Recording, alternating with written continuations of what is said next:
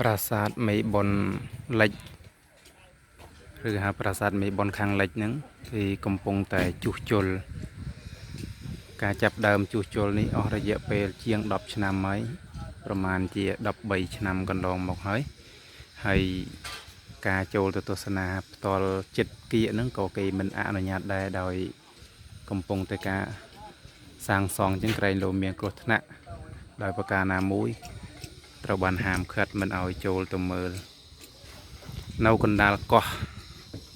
នៅកណ្ដាលបារាយទឹកប៉ិតជុំវិញ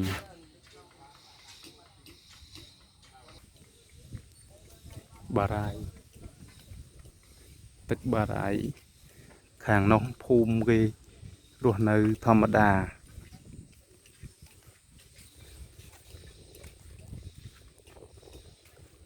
ស្វាយផ្កាទឹកបារាយ